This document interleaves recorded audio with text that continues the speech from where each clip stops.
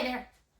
So I have had a couple requests that getting a focus. Focus is having your dog look you in the face. Some people say, look at me, eyes up, focus. Now, Baloo's an 8.5-year-old Australian Shepherd who's had this skill for many years. So he's not going to present the same challenge that a dog that hasn't learned it before would present. But at the same time, you can follow along on the verbal instruction, and we're still going to use him because he can see that the treats are out and he wants to work, because you know what Australian Shepherd doesn't want to work. So we're going to get Baloo to be our demo dog, and he's going to give me the perfect, most beautiful focus, because that's what he does with his beautiful amber eyes. But what the principle is that getting a dog to look you in the face means relax. Come here. Come up here. Come up here. Baloo. Up. Sit. Down. It's getting a dog to actually leave it. It's getting a dog to actually pull their face away from something else and to look at you. It might not totally get their mind off of it, but it'll break a stare. It'll get their attention on you for a moment so that you can start getting them to do other behaviors. Focus. Yes, get it. So the way that we start this is very simple. You're going to put treats in both of your hands. I don't teach a focus where I ask the dog and lure them up to my eyes, because if you've got a little dog, say you've got a Chihuahua, or you've got, and you're a 6-foot person, I don't need to be able to point to my dog's face and get them to follow the lure to my eyes for the rest of my life.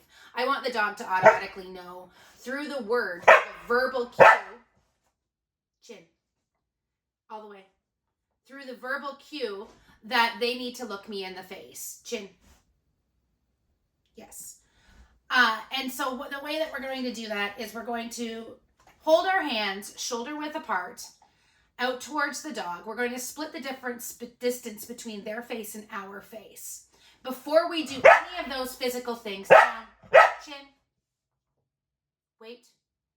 Before we do any of those things, chin, yes. We're going to get them to hear the verbal cue first. Always present the verbal cue before your physical cue. Down, pop it, pop it. That's your bum. Yes. We always present the verbal cue before we ever give the physical cue. That way the dog can distinguish between the two. We want them to be able to differentiate between verbals and physical cues. So I'm going to say focus. Then I'm going to present my hands shoulder width apart, loaded with treats in both. If you're working this with a puppy, a dog who does not have it yet, then what you're going to get is a dog that starts sniffing at both of your hands, trying to figure out what you're asking of them, trying to figure out the puzzle. And what happens is, in between them sniffing at both hands, eventually their face is going to cross the center and see your eyeballs. It's not going to be intentional at first. Sit. Pop it. It's not going to be intentional at first. Beep, beep. Beep, beep. It's going to be by accident, and that's okay. You're going to use your marker word or your clicker in that instant that they focus on your face. The next time that they do this, you're going to hold your hands back, you're going to say focus, you're going to present your fists back out. Dog's going to be trying to figure out what you're asking of them. As their hands go back and forth and happen to catch your eye, you're going to mark with a yes or your marker word or your clicker, and then you're going to reward them. And you notice that I'm tossing Baloo's awards away from him so that we're playing a bit of an engagement game. He runs back in here. Sit down. Pop it. Pop your booty. Good boy, chin. Yes. And then you can start the game all over again. Gets exciting that way. So let's just do this with Baloo for a moment. I'm actually going to bring him up onto this stool. Leave it. Hop. Sit. You can do it down. That's good. So remember, fists loaded with treats, shoulder width apart, splitting the distance between his face and my face. You sit, you say your chin down. You say your verbal cue first, then you present your hands. Don't look at me right now. Focus. Yes, good boy. Go get it. Hop. Go chair. Focus. Why don't you sniff them? Show them what other dogs eat. Good boy. Get it. Hop. Focus. Yes, good boy. Hop. Focus. Yes, you can have it right there. Focus. Yes. As your dog starts to learn that this means look you in the face, that's when you can start working on those one of those 3 Ds, which is duration.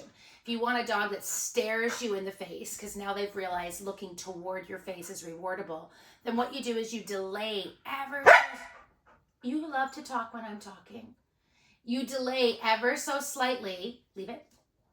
You delay ever so slightly your marker word, your clicker, your yes, whatever. Leave it. Yes. And that's how you get a longer stare. Hop. Chew. Down. Focus.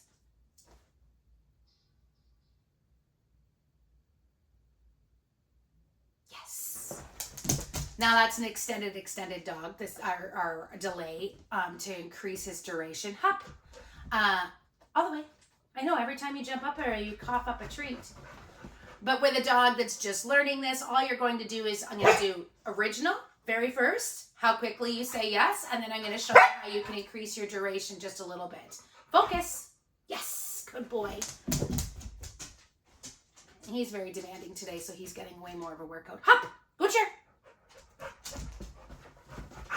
Focus. 1, 2, yes. Good boy. Hope that helps. Focus works out really great for getting your dog's attention away from something else. It's what draws their head away from that. Focus. Yes, good boy. And on to you, it also is utilized really well when you're teaching your dog to heel. Hope that helps.